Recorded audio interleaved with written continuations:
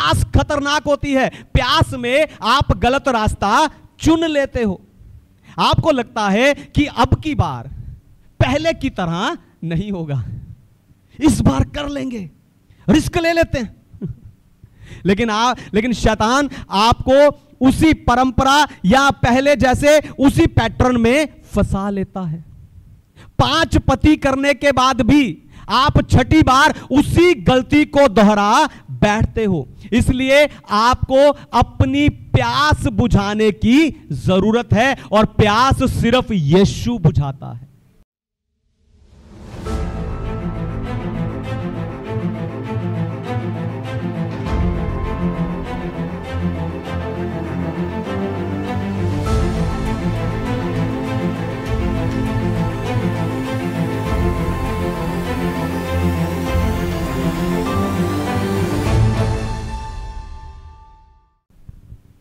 Hallelujah. तो आए आज के वचन में चलें, पवित्र शास्त्र बाइबल से आज का संदेश सुने। आज का संदेश है यीशु से जीवन का जल कैसे लें। यीशु से जीवन का जल कैसे लें।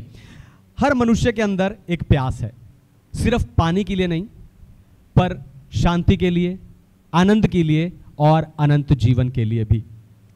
कुछ लोग इस प्यास को सफलता से, कुछ पैसे से, कुछ जो है इसे संसारिक खुशी से, कुछ संसारिक रिश्तों से, और कुछ लोग इसे भोग विलास से संतुष्ट करना चाहते हैं। पर आपको बताऊं, ये सारी चीजें एक खारे पानी की तरह हैं जो आपकी प्यास को नहीं बुझाती, उल्टा आपको और ज्यादा प्यासा बना देती हैं। यूहन्ना 4 अध्याय में याकूब के कुएं के पास यीशु मसीह ने सामरी स्त्री से कहा कि जीवन के जल का स्रोत मैं हूं। यह जीवन का जल पवित्र आत्मा को, शांति को, अनंत जीवन को, आनंद को और बहुतायत के जीवन को दिखाता है। यानी आपकी प्यास को बुझाने वाला असली जल यीशु मसीह के पास है। तो आप यीशु मसीह से जीवन का जल कैसे ले सकते हैं, यही बताकर आज मैं आपको उत्साहित करने जा रहा हूं। लेकिन उससे पहले मैं चाहता हूं कि दुनिया भर से जितने विश्वासी आत्मिक उत्साह की सभा के संदेश को सुनते हैं, हम जोरदार ताली से उनका स्वागत करें।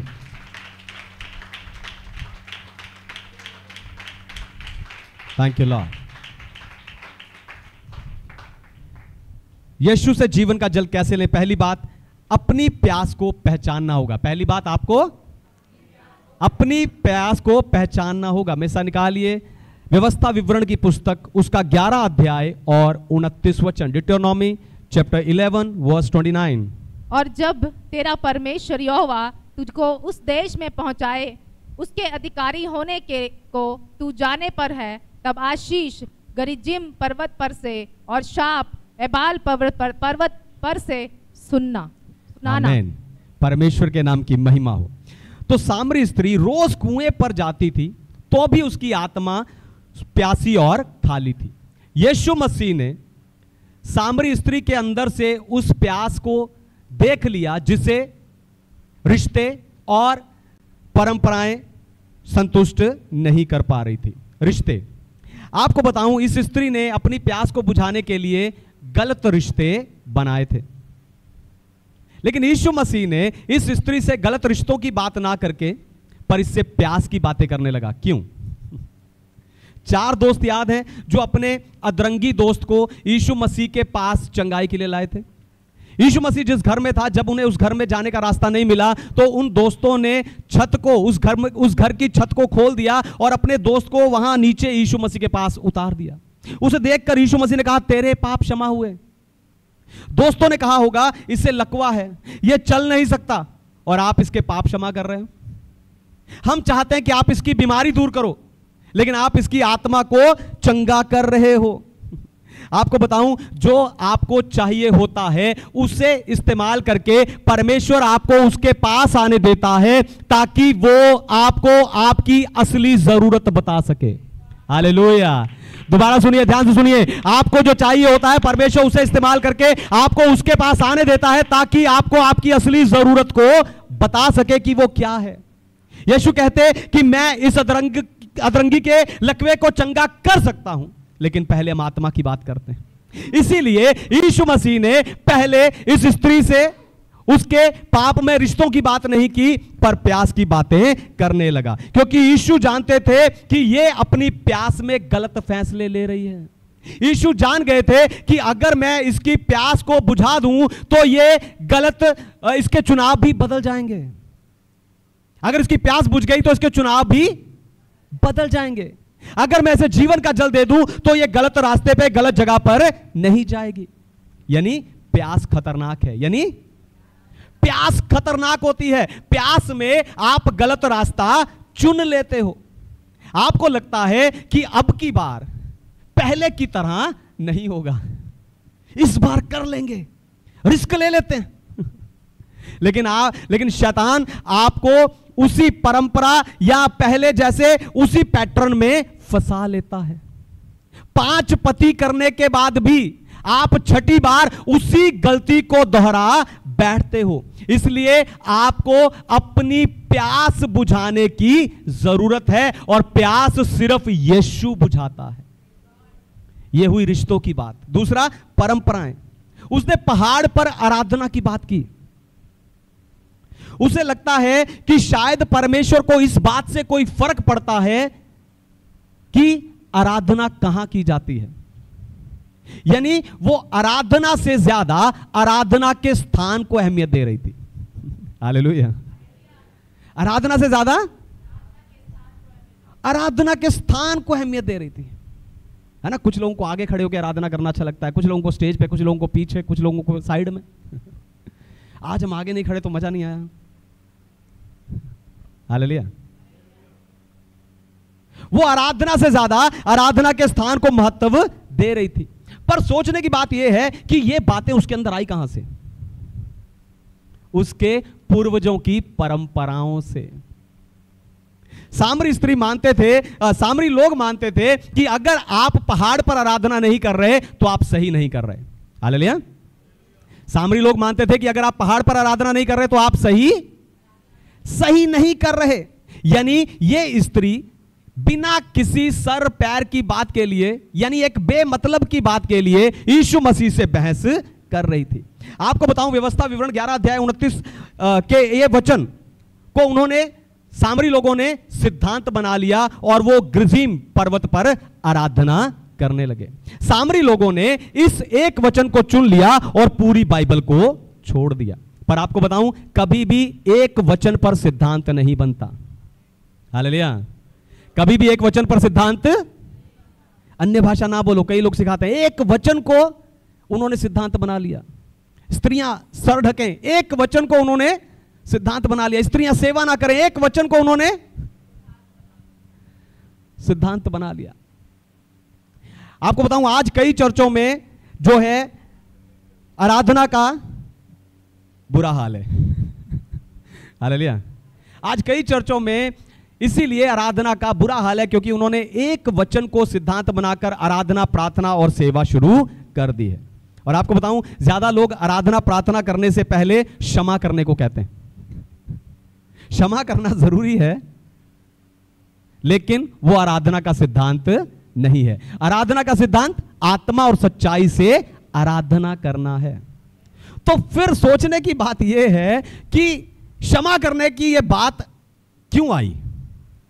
क्योंकि बाइबल पढ़ने वाले और ना पढ़ने वाले लोग ये जानते हैं कि यीशु मसीह ने कहा 7 के 70 गुना क्षमा करो। पर सोचने की बात यह है कि यह बात कहां से आई? जब उत्पत्ति 4 अध्याय आप पढ़ेंगे, वहां पर लेमेक नाम का एक व्यक्ति है, वो उसे सताने वाले एक व्यक्ति को जान से मार देता है और घर आकर अपनी पत्नियों को बताता है कि मैंने मुझे घात करने वाले एक व्यक्ति को आज मार दिया है। अब कोई अगर मुझसे बदला लेने आता है तो जैसे कैन का पलटा 7 गुना लिया जाएगा, कैन ने भी अपने भाई को बिना मतलब मारा, कैन का पलटा 7 गुना लिया जाएगा, वैसे ही लेमेक का पलटा 70 गुना लिया जाएगा। यीशु मसीह के चेले भी इस मानसिकता में थे कि हम हमारे सताने वालों को कितना दंड मिलेगा, लेकिन यीशु मसीह ने क्या कहा कि उन्हें 7 के 70 बार क्षमा करो। हालेलुया। इसीलिए पौलुस कहता है क्रोध तो करो पर पाप ना करो। यानी आप पाप ना करने तक अगर कोई गलत है तो उसके साथ नाराजगी, गुस्सा कर सकते हो। Hallelujah, hallelujah.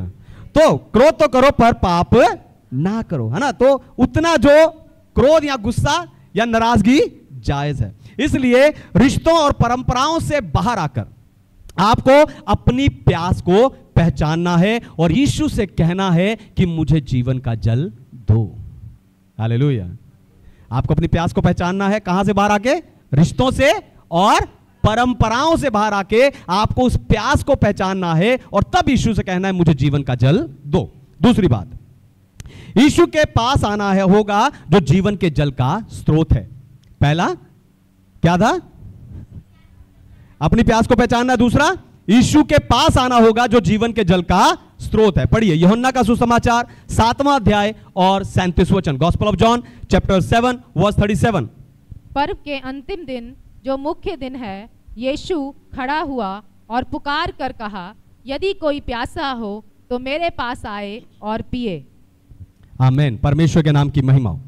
तो यह घटना झोपड़ियों के पर्व की है, जहां झोपड़ियों के पर्व के अंतिम दिन की है, जहां पर याजक लोग परमेश्वर के मुहैया करने के चिन्ह के रूप में जल को, पानी को उंडेलते हैं। उस पर्व के समय यीशु मसीह ने पुकार कर कहा, जो कोई प्यासा हो वो मेरे पास आए। आपको बताऊं, आप धर्म के कामों से और रीति रिवाजों से जीवन का जल पी नहीं सकते। आप जीवन के जल को प्राप्त नहीं कर सकते। झोपड़ियों का पर्व मनाने वाले और उस जल को उंडेलने वाले भी खुद प्यासे थे, क्योंकि जीवन के जल का स्रोत यीशु है। हालेलुया। जीवन के जल का स्रोत यीशु है। आप परमेश्वर को जैसे देखते हैं वैसा परमेश्वर पाते हैं। हालेलुया। दोबारा सुनिए, ध्यान सुनिए। आप परमेश्वर को जैसे देखते हैं वैसा परमेश्वर आप पाते हैं। परमेश्वर को देखने का आपका नजरिया परमेश्वर को छोटा नहीं करता, लेकिन परमेश्वर के साथ आपके अनुभव पर जरूर असर डालता है। हालेलुया। आप जैसा परमेश्वर को देखते हो वैसा परमेश्वर पाते हो, और परमेश्वर को देखने का आपका नजरिया परमेश्वर को छोटा नहीं करता, लेकिन उसके साथ आपके अनुभव पर जरूर असर डालता है। इसलिए बाइबल समय समय पर बताती है कि परमेश्वर कौन है। हालेलुया। इसलिए बाइबल बार बार समय समय पर बताती है परमेश्वर कौन है। आपको बताऊं, मानव जाति की शुरुआत से ही शैतान मनुष्यों को परमेश्वर के प्रति जो नजरिया है उसको बदलने की कोशिश कर रहा है। अदन की वाटिका में उसने हवा को परमेश्वर के चरित्र पर दोष लगाते हुए, सवाल पूछते हुए, दोष लगाते हुए बहकाया कि क्या परमेश्वर ने कहा है कि तुम इस वाटिका के किसी वृक्ष के फल को ना खाना? क्योंकि शैतान जानता है कि आप अपने प्रकाशन के स्तर तक जीवित रहते हो। हालेलुया। आप अपने प्रकाशन के स्तर तक जीवन व्यतीत करते हो। हालेलुया। यानी जहां तक आपकी सोच जाएगी वहीं तक आप जाओगे। आप अपनी सोच से ज्यादा ऊपर उठ नहीं सकते। यानी परमेश्वर के बारे में अगर आपका नजरिया छोटा है तो आपकी आशीष भी सीमित हो जाती है। हालेलुया। अगर परमेश्वर के प्रति आपका नजरिया छोटा है तो आपकी आशीष भी सीमित रह जाती है। और इसके पीछे का कारण है कि आप समस्या को बड़ा समझते हो, परमेश्वर को नहीं। हालेलुया। इसके पीछे का कारण है कि आप अपनी समस्या को बड़ा समझते हो, पर आपको बताऊं, आपकी समस्या बड़ी नहीं है, परमेश्वर बड़ा है। पर कुछ चीजें हैं जिन्हें आप छोड़ना चाहते हो, लेकिन वो बार बार बार बार बार बार आपके पीछे आती हैं। जैसे मिस्र से निकलने के बाद फिरौन इजराइलियों के पीछे आता रहा। आपको बताऊं, बाइबल में लोगों ने सालों तक सहा है। हालेलुया। बाइबल में लोगों ने सालों तक सहा है, इसलिए ताकि आपको बता सके कि आपकी समस्या बड़ी नहीं है, परमेश्वर बड़ा है।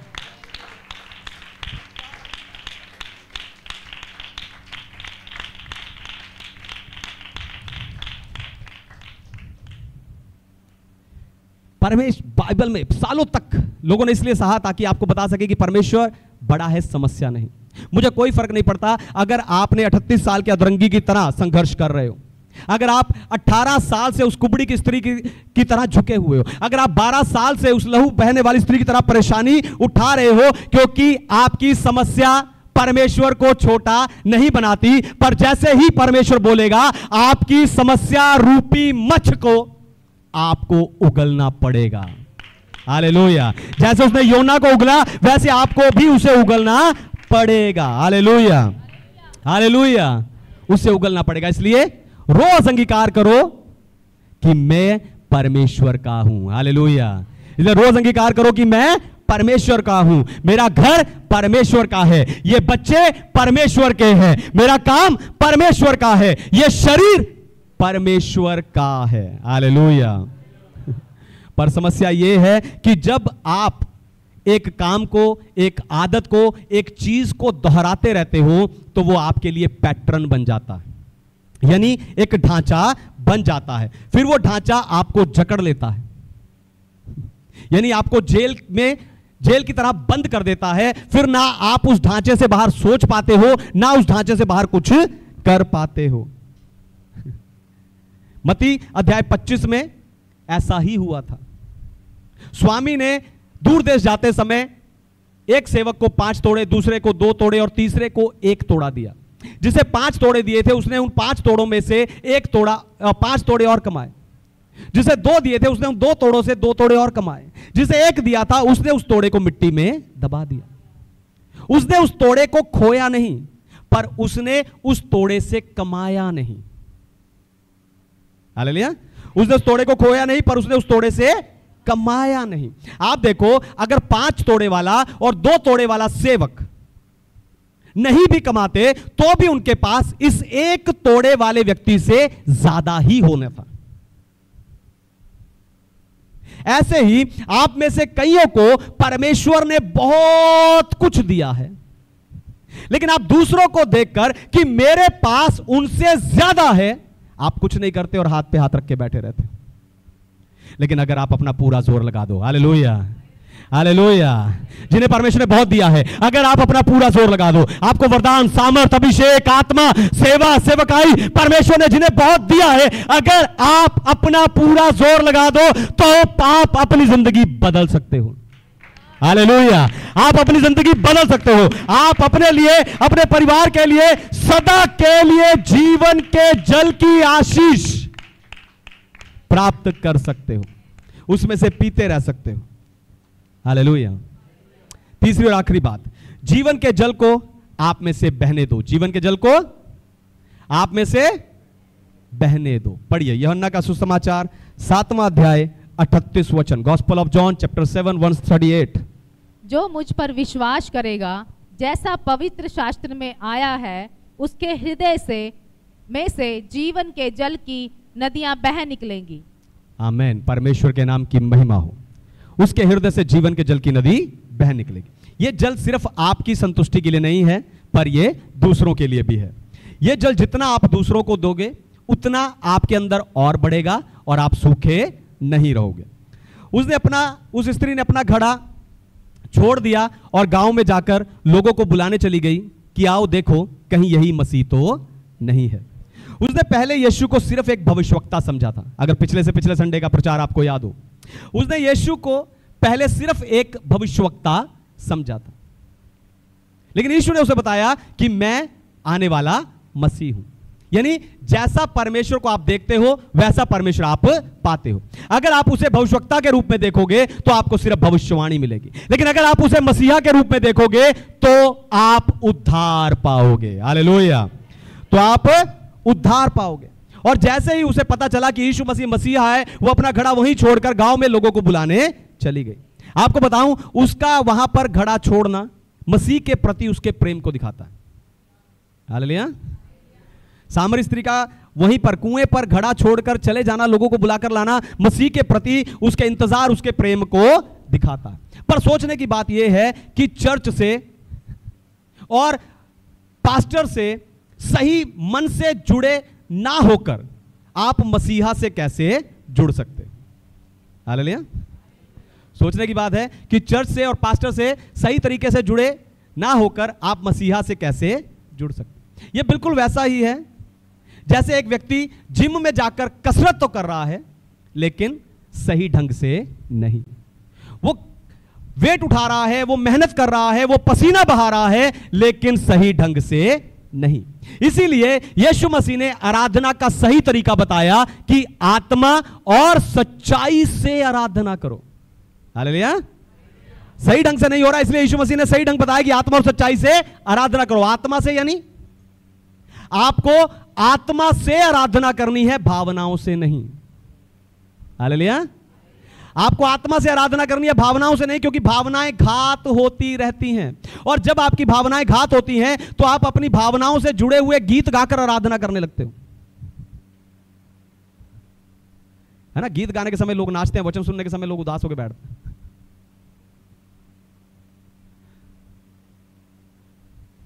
हालेलुया। हालेलुया, है ना। तो आपको आत्मा से आराधना करनी है, भावनाओं से नहीं, क्योंकि भावनाएं घात होती रहती हैं। भावनाएं, और जब आपकी भावनाएं घात होती हैं तब आप अपनी भावनाओं से जुड़े हुए गीत गाकर परमेश्वर की आराधना करते हो। पर आपको बताऊं, गीत गाना आराधना नहीं होती। हालेलुया। गीत गाना आराधना नहीं होती, क्योंकि उस समय आप आराधना नहीं कर रहे होते, पर किसी दूसरे व्यक्ति की भावनाओं को गा रहे होते हो। क्योंकि गीतकार ने किसी ना किसी दर्द में, मुश्किल में, परेशानी में, अकेलेपन में, है ना, ठुकराए हुएपन में, या खुशी में, आनंद में, उस गीत को भावना में बहकर ही लिखा होगा। यानी आप आराधना नहीं कर रहे होते, आप किसी की भावना को ही गा रहे होते।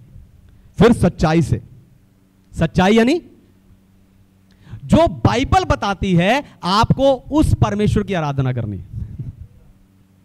लेकिन कई बार आप उस परमेश्वर की आराधना करते हो जिसे आपने बनाया है, ना कि उसकी जिसने आपको बनाया।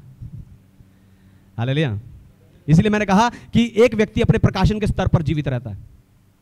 आपको जो लगता है, जो आपकी सोच जहां तक सीमित है, आप सोचते हो वही परमेश्वर है, वहीं तक मिलेगा, वहीं तक होगा, ऐसा ही होना चाहिए। आपको उस परमेश्वर की आराधना करती नहीं है जो बाइबल बताती है। लेकिन कई बार आप उस परमेश्वर की आराधना करते हो जिसे आपने बनाया है, उसकी नहीं जिसने आपको बनाया। इसलिए कई लोग प्रार्थना करते हैं लेकिन खाली होते हैं, बाइबल पढ़ते हैं लेकिन सूखे रहते हैं। जैसे मछली को पानी चाहिए, जैसे पक्षियों को आसमान चाहिए, जैसे जीव जंतुओं को धरती चाहिए, वैसे ही आपको परमेश्वर चाहिए। हालेलुया। वैसे ही आपको परमेश्वर चाहिए। इसलिए आत्मा और सच्चाई से परमेश्वर की आराधना करो। लेकिन समस्या यह है कि आपको लगता है कि परमेश्वर कैसी भी आराधना कबूल कर लेगा। हालेलुया। आपको क्या लगता है, परमेश्वर किसी की भी कैसी भी आराधना को कबूल कर लेगा? लेकिन कैसी भी वो कबूल करता है जिसके पास कोई विकल्प या ऑप्शन नहीं होता। हालेलुया। नई, पुरानी, अच्छी, बुरी, है ना, कोई भी, कैसी भी वो कबूल करता है जिसके पास कोई ऑप्शन या विकल्प नहीं होता। लेकिन हमारा परमेश्वर सर्वशक्तिमान परमेश्वर है। वो दूध पीने वाले बच्चे से भी अपनी महिमा लेता है। तो जैसी आराधना बाइबल कहती है परमेश्वर को चाहिए, जब आप वैसी आराधना करते हो, जब आप वैसी आराधना परमेश्वर को दोगे, तब आपके अंदर से दूसरे लोगों को वो जीवन का जल बहता हुआ अनुभव होगा। फिर आप जिसे बुलाकर लाओगे, हालेलुया, अपना घड़ा छोड़कर, फिर आप जिसे बुलाकर लाओगे वो आएगा और आकर आपका चर्च, आपकी आराधना, आपकी प्रार्थना, आपके गीत, आपका उत्साह, आपका चर्च वो देखेगा। हालेलुया। आइए अपनी आंखों को बंद कीजिए, अपने आप को परमेश्वर के हाथों में समर्पित कीजिए।